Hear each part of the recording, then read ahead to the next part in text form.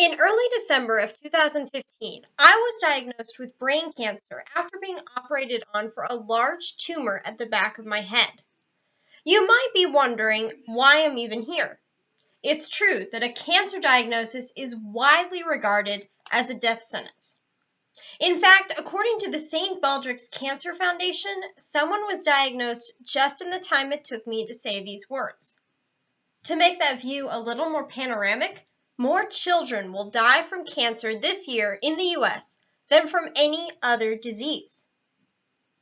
It sounds scary, but I'm not saying these things to scare you. I'm saying them because I and many others want you to see this disease as more than just a random draw from the Cancer Hunger Games jar. Instead of fearfully wondering if you or a loved one will receive my diagnosis sooner or later, understand that cancer is your responsibility and be ready to kill it before it even starts. The first thing you need to understand is that cancer exists inside us all.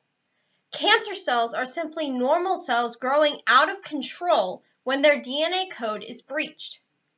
Along with helpful cells, your body produces thousands of rogue cells called immune B cells every day. But in a normal, healthy body, the immune system kills them off, preventing cancer from growing out of control. But what if that immune system is damaged, weakened, or somehow blocked? Those rogue cells will have nothing to impede their growth. And so, either slowly or quickly, cancer will try to take over. Thus, one key element to cancer finding a way to survive is through a failing immune system. At this point, you might be thinking, a failing immune system? But I'm super healthy. Well, I thought I was too. But cancer is the tangible evidence that something you're doing is hurting your body very badly. And even if you don't realize it. Author of the book, The Cancer Killers, Dr. Charles Majors points out, cells don't just mutate randomly. They're adapting to a poisoned environment as a survival mechanism. So what poisons this environment? The first is something many people struggle with: poor oxygen flow. Poor posture, trauma to your head and neck, and shallow breathing all account for this problem. Fortunately, deep breathing has incredible health benefits, according to healthdaily.org. I personally noticed a dramatic increase in general health when I made a habit of deep breathing throughout the day. My blood pressure was lower, I felt less stress, and it helped me to improve my posture. You see, cancer cells are anaerobic, which means that they love sugar, but they hate oxygen. We'll get back to sugar in a moment. Firstly, have you ever seen a baby breathing when asleep? Big, deep breaths from their stomachs. Filling your body with oxygen prevents the cancer cells, which hate it, from having a nutritious place to grow. Secondly, how are you exercising? Are you even exercising?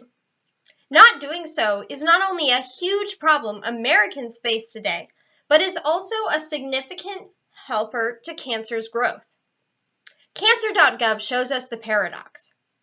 Researchers are learning that physical activity is associated with a reduced risk of cancers in the colon, breast, prostate, and lung.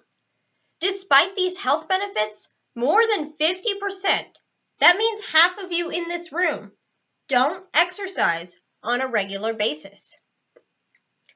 After I started treatment and my strength began to return, I started to exercise 3 to 5 days per week for about 15 minutes a day.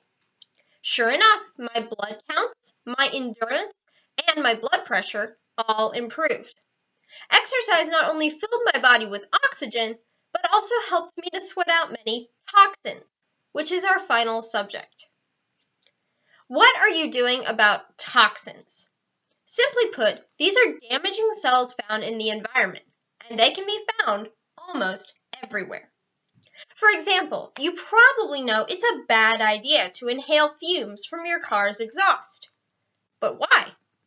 The same reason that cigarette smoke, processed fake foods, and your home's cleaning products can be harmful.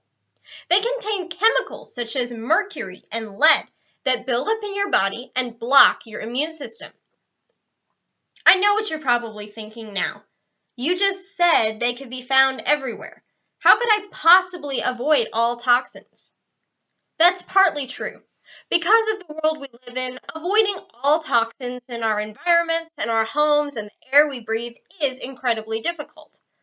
But there is a way that you can reduce your exposure to it. Firstly, you can buy natural pesticides.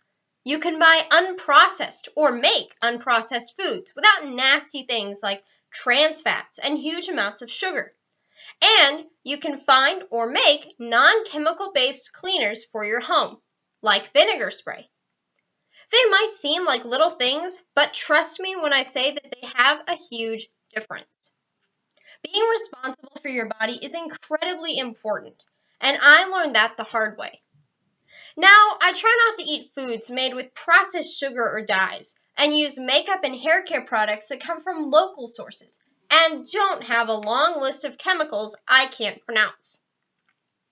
You can go further and limit these exposures even to your small children.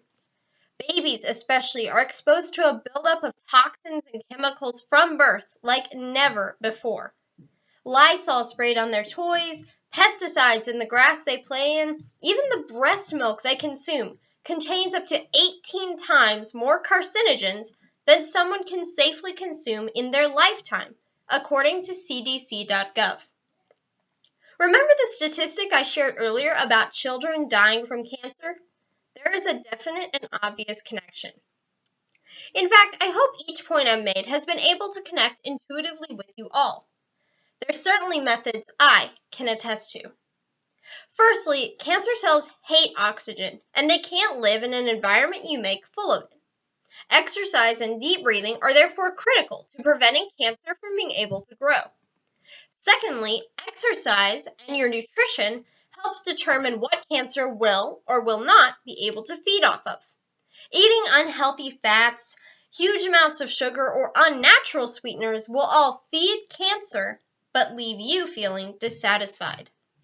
Finally, toxins in the air, environment, and your home's products will build up in your body, making it harder and harder for your immune system to fight back. Although I don't have time to show you all the ways you can boost your body's health and fight off cancer, I hope I've given you a few informed ways that you can start, just like I did. Cancer exists in us all, but the good news is you can be personally responsible for killing it.